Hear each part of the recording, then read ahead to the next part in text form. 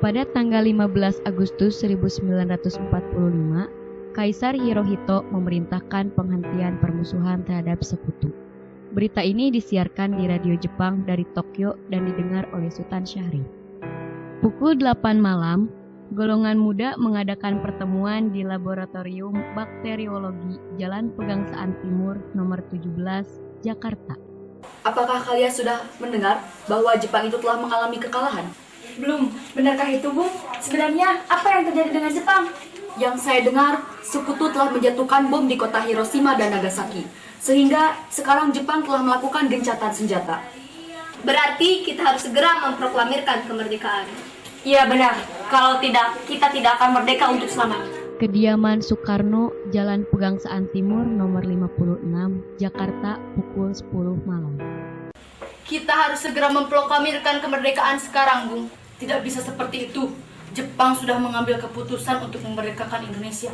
Dan pada esok hari, 16 Agustus, PPKI akan bersidang membicarakan kemerdekaan. Jika Bung Karno tidak mengumumkan malam ini juga, akan berakibat pertumpahan darah dan pembunuhan besar-besaran besok. Ini batang leherku. Seretlah aku dan bawa ke pojok sana sekarang juga. Kamu tidak usah menunggu hingga hari esok. Jepang adalah masa silam. Belum lagi, kita harus menghadapi Belanda yang setengah kembali menjajah negeri ini. Jika saudara tidak percaya dengan apa yang saya katakan, dan saudara merasa telah mampu untuk menopang kekuatan sendiri, mengapa Anda datang pada Soekarno dan memintanya untuk memproklamirkan kemerdekaan? Tapi semakin cepat kita memproklamasikan kemerdekaan, maka semakin cepat pula kita mengakhiri penderitaan rakyat. Inilah yang ditunggu-tunggu bangsa kita, Bung. Berikan kami waktu untuk berunding sebentar. Para anggota golongan tua yang berada di kediaman Soekarno langsung membicarakan permasalahan tersebut. Bagaimana ini? Para pemuda menuntut kita untuk segera memproklamasikan kemerdekaan. Kita tidak bisa gegabah, Bung. Kita butuh waktu untuk mempersiapkan semuanya dengan matang, agar tidak terjadi sesuatu yang tidak diinginkan. Menurut saya yang terpenting adalah kita harus bisa menghadapi sekutu yang hendak berniat kembali berkuasa di negeri ini. Masalah kemerdekaan kita bisa bicarakan lagi di sidang PPKI 16 Agustus mendatang. Ya, lagi pula mereka masih muda. Pemikiran mereka masih terlalu pendek. Kita harus melihat ke depan, mempersiapkannya dengan matang. Jika tidak, bagaimana jika semuanya nanti berantakan? Baiklah, Bung. Berarti kita semua sudah sepakat. Baik. Setelah selesai berunding, para golongan tua segera menemui para anggota golongan muda yang menunggu di luar ruangan.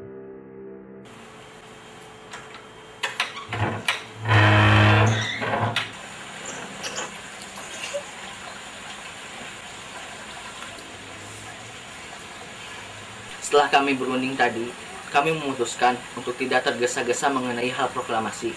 Hal ini masih akan dibicarakan dalam sidang PPKI.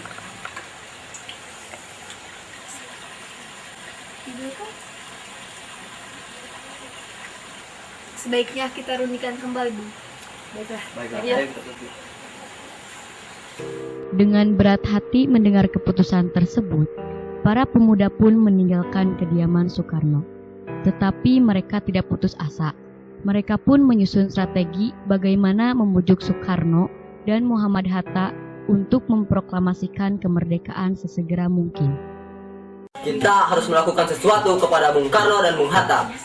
Bagaimana kalau misalkan kita membawa Bung Karno dan Bung Hatta menyingkir keluar kota agar tidak terpengaruh oleh Jepang? Baik, subuh ini kita akan jalankan rencana. Oke, ayo kita pergi. Pukul 4 pagi, Soekarno-Hatta diculik oleh sekelompok pemuda. Bung!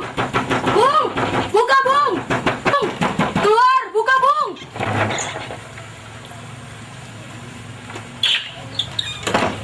Ada apa ini? Bung tidak perlu tahu. Bung harus ikut dengan kami. Bagaimana kalau kami tidak mau? Mau tidak mau, Bung harus ikut dengan kami.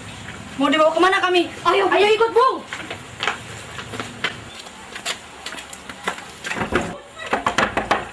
Bung, harus ikut kami sekarang. Mau dibawa kemana aku ini? Sudahlah, jangan banyak tanya. Di sana sudah ada Bung Karno. Cepat.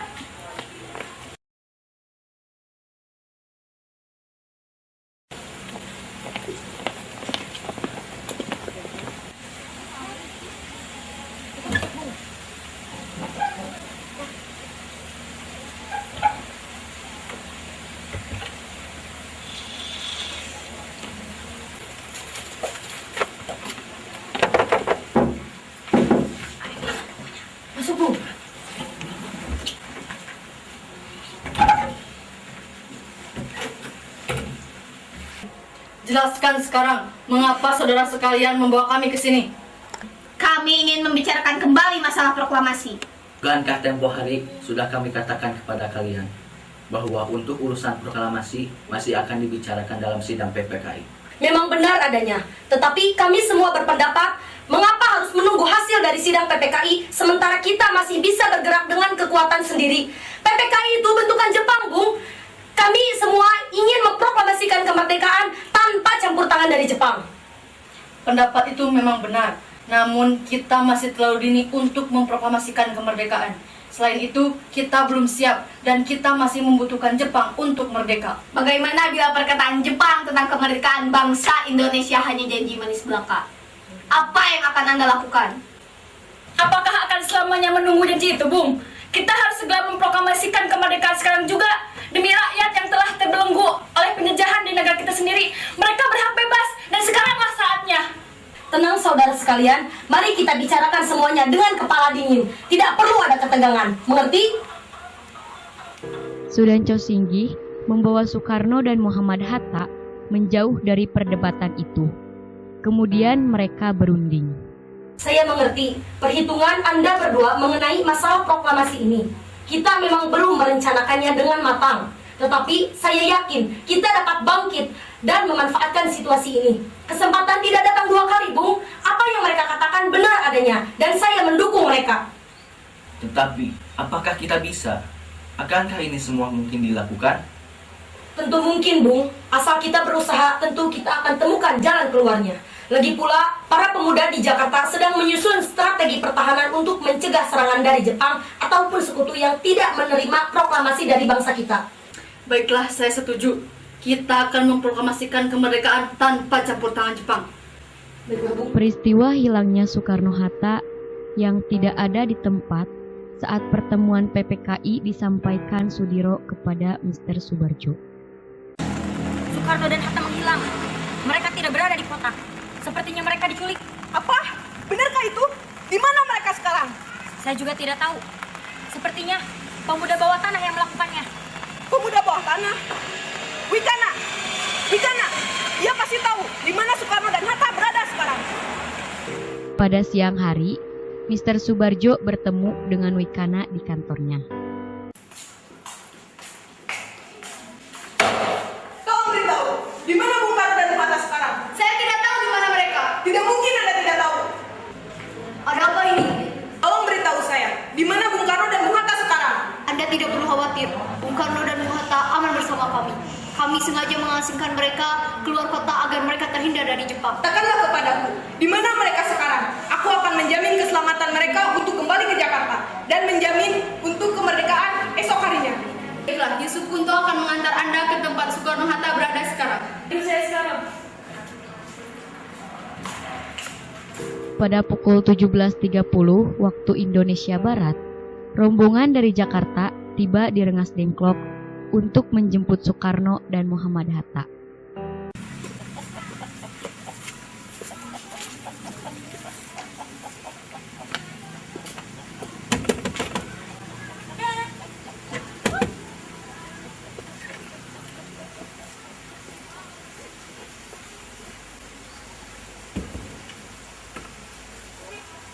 Saudara-saudara, kedatangan kami akan menjemput Bung Karno dan Bung Hatta. Saya akan memberikan jaminan bahwa proklamasi akan dibacakan esok hari.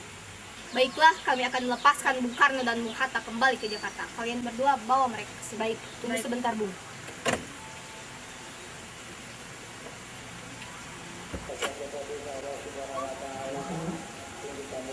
Tunggu sebentar. Bagaimana kita membicarakan naskah proklamasi untuk mendeklarasikan kemerdekaan kita? Kita butuh tempat untuk membahasnya, Bung. Tapi hari sudah malam dan pihak Jepang tak mungkin mengizinkan kita melakukan kegiatan sekarang. Saya punya ide. Kita akan meminjam rumah perwira Jepang, Laksamana Maeda. Baiklah, Bung. Ayo.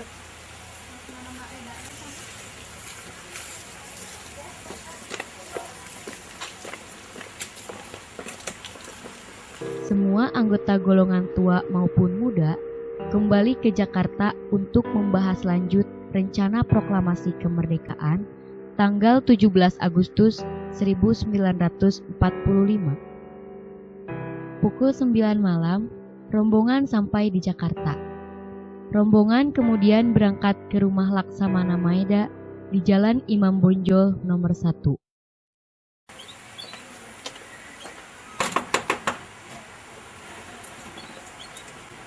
Selamat malam.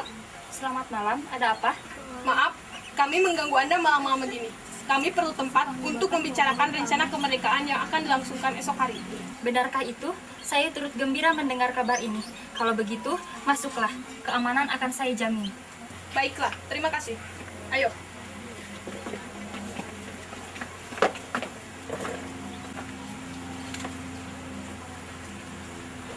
Kemudian pukul 21.30 waktu Indonesia Barat, Soekarno-Hatta berangkat ke rumah Mayor Jenderal Nishimura disertai Maeda. Kami ingin meneruskan rapat pagi tadi yang sempat tidak terlaksana mengenai persiapan kemerdekaan Indonesia. Sekarang sudah lain keadaannya. Mulai pukul 1 siang tadi, kami tidak boleh lagi mengubah status quo. Dari mulai tengah hari tadi, tentara Jepang di Jawa tidak mempunyai kebebasan bergerak lagi.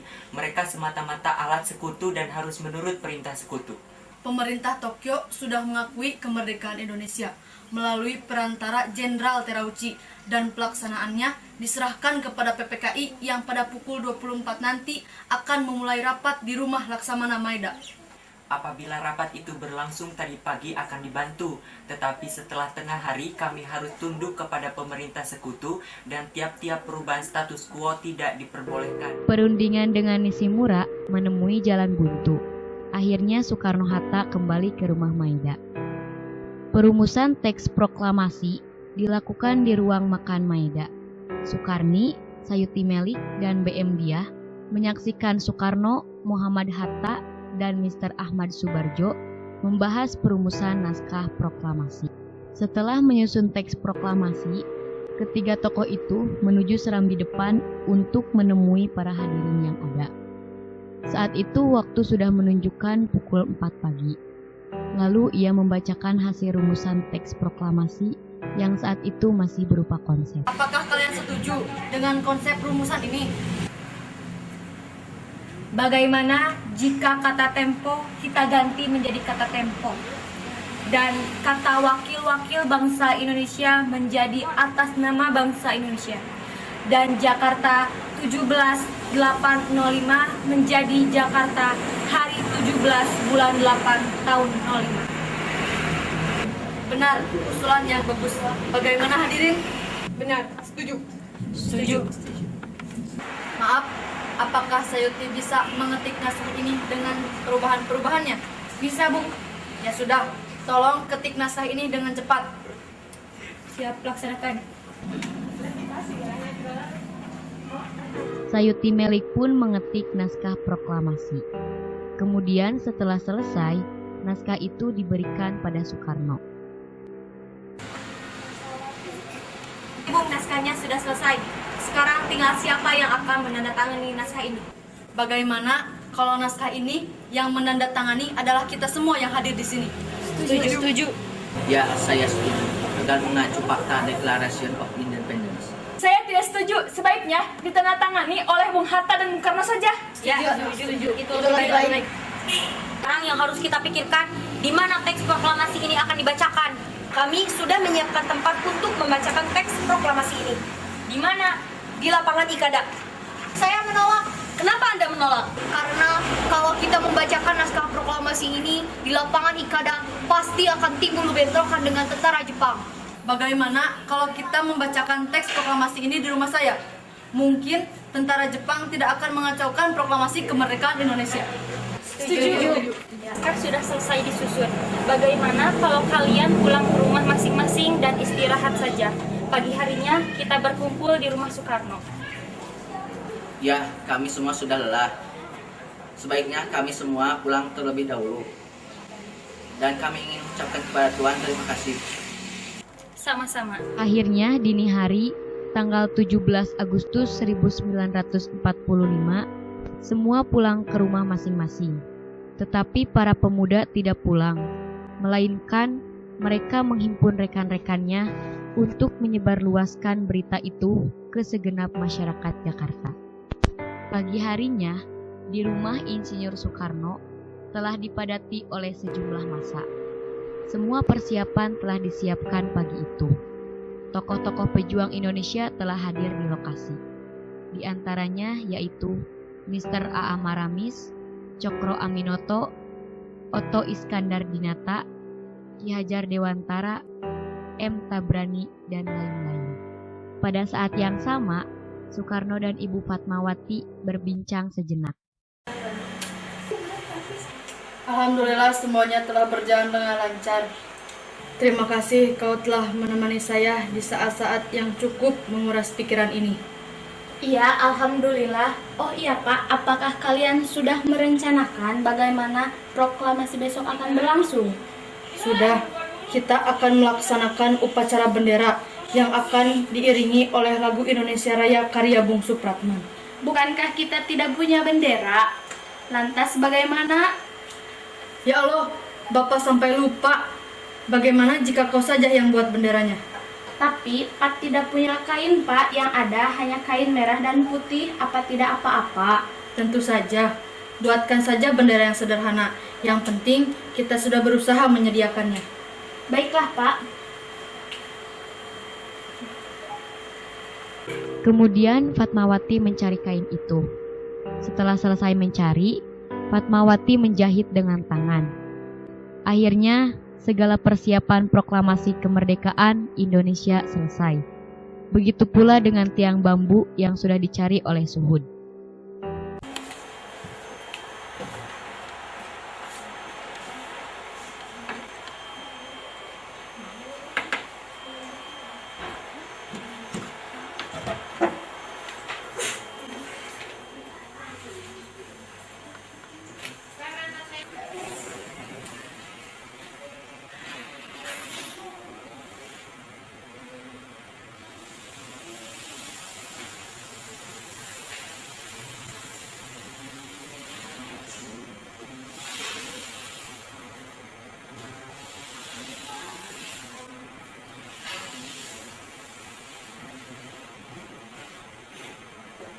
Suasana menjadi sangat hening.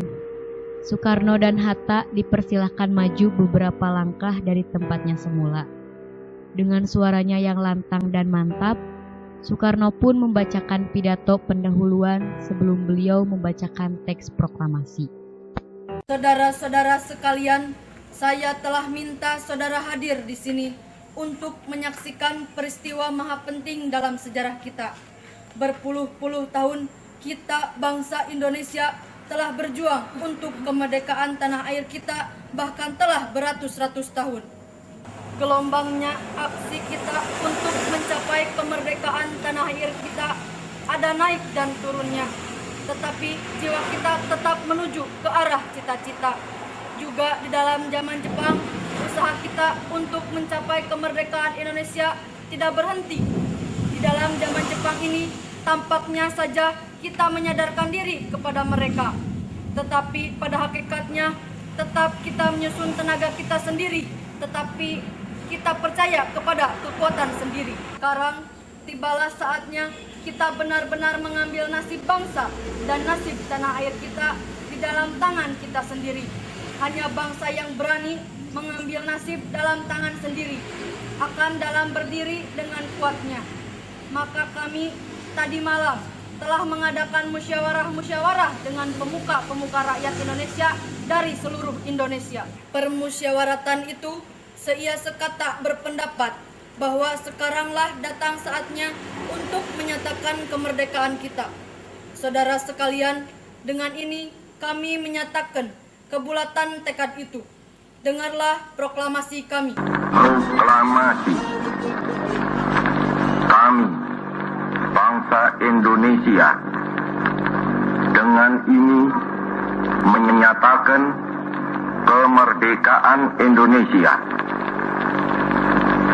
Hal-hal yang mengenai pemindahan kekuasaan dan lain-lain diselenggarakan dengan cara saksama dan dalam tempo yang sesingkat-singkatnya. Jakarta, 17 Agustus 1945 atau atas nama bangsa Indonesia, Soekarno-Hatta.